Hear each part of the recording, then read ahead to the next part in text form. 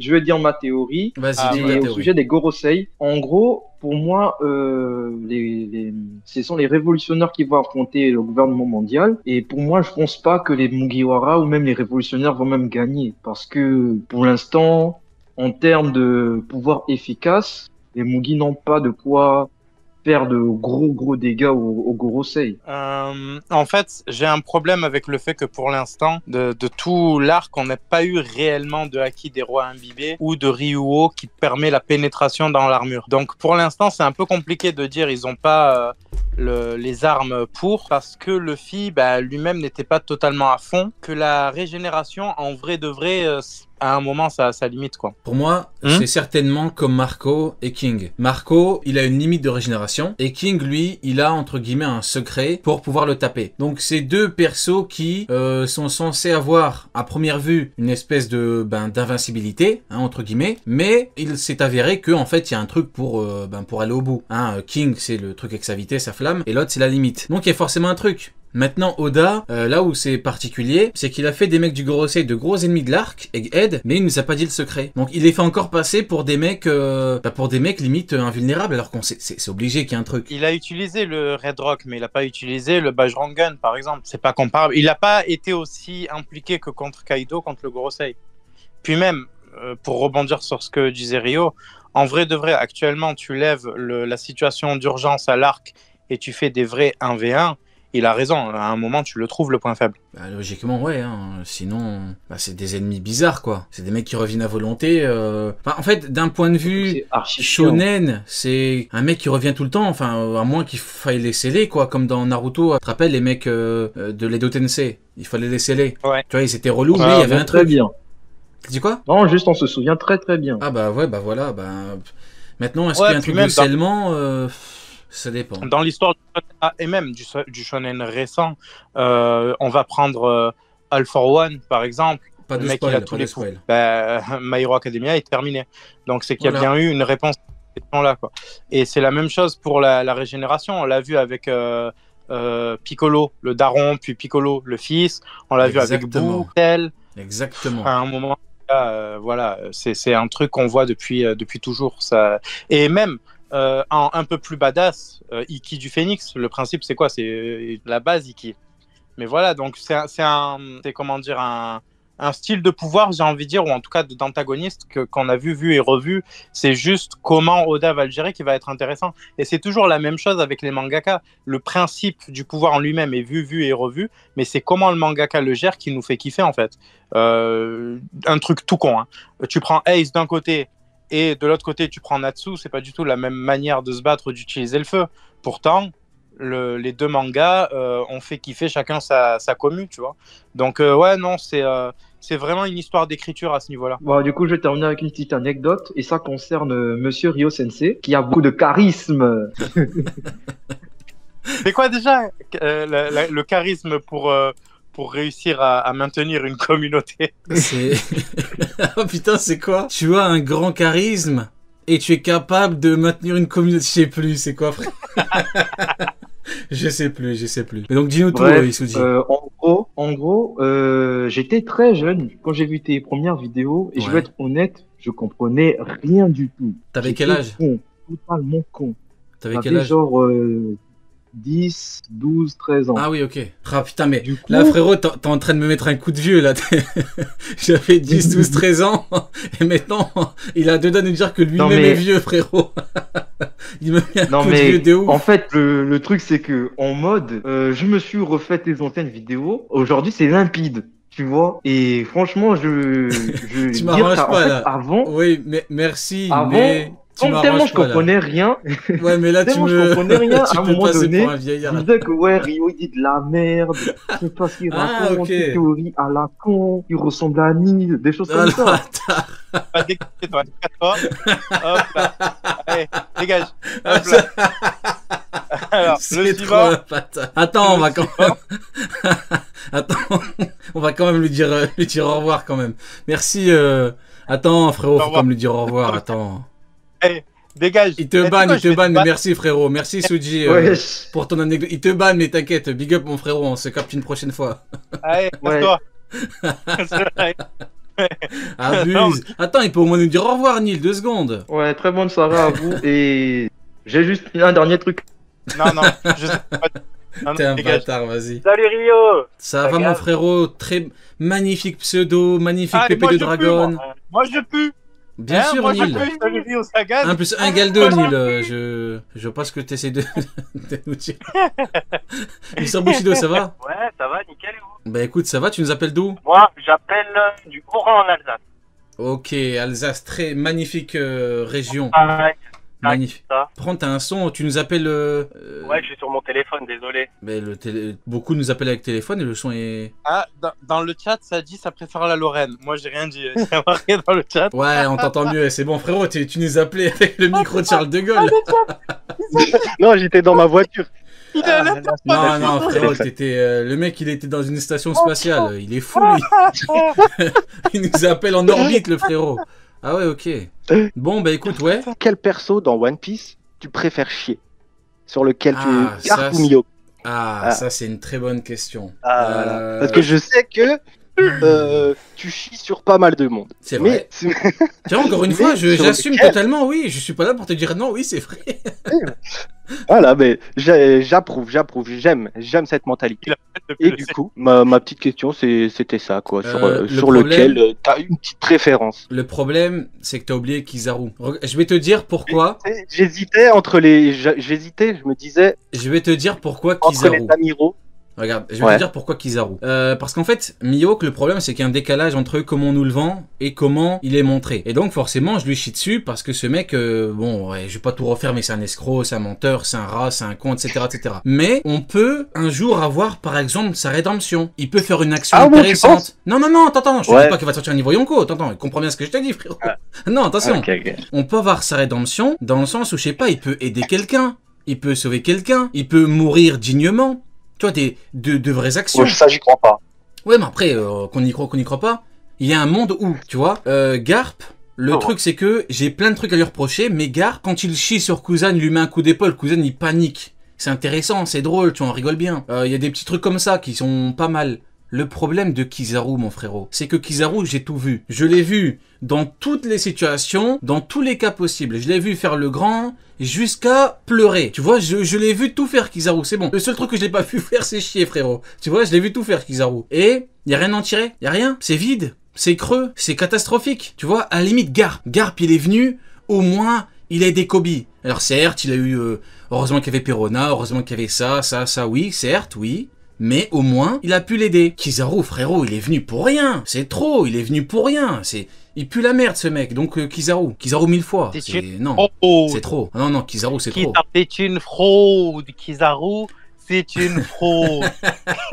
Et Rio, c'est une fraude. Et Neil, c'est une fraude. Et Jaed, t'as raison. Pourtant, c'est vrai que je me suis trompé. Mais à culpa, quand j'ai dit je l'ai jamais vu chier Kizaru. Bah si, je l'ai vu se chier dessus sur Egghead. Donc effectivement, merci de m'avoir repris Jaed, j'avais complètement oublié. Donc voilà, Mister Bushido, pour te répondre. En tout cas, c'est une question intéressante. Tu remarqueras que j'ai pris du temps pour répondre en détail. Le truc aussi avec Kizaru, c'est qu'on l'a vu trahir volontairement toute sa famille. C'est ça. Essayer de tuer sa famille par pure passion et plaisir. C'est ça. Donc, au bout d'un moment, Garp a laissé faire pour Ace, mais quand Luffy est arrivé, il a dit bon, je me prends une patate et je fais genre ça rattrape. Oui, mais c'est Neil, ne me relance pas sur Garp, frérot. Ne me relance pas. Je pense au bébé et tout, ça va pas aller. Mais Kizaru, il a dit quoi? Il a dit lui, c'est mon neveu, laissez-moi m'en occuper, je vais en faire de la chair à pâté l'équipe. Ils lui ont dit non, n'y va pas, t'inquiète. Si. C'est mon neveu, je dois le tuer. Bonnie, je vais le tuer en même temps que ton daron. Quoi, frère, tu l'as vu naître, limite. Ouais. C'est une sauvagerie. Horrible. Bon, bah voilà, big up, Mister Bushido, tu reviens quand tu veux. Mister Bushido-san. Il s'est fait agresser dehors ou quoi? Il était dans sa voiture, il est sorti pour nous parler, il a dit se faire agresser là. On va le retrouver en slip. Il est où? Il est en Alsace? On va le retrouver en slip en Alsace.